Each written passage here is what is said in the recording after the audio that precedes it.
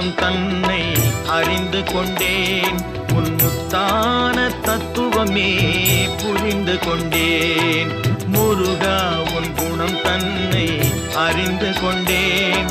உன் முத்தான தத்துவமே புரிந்து கொண்டேன்.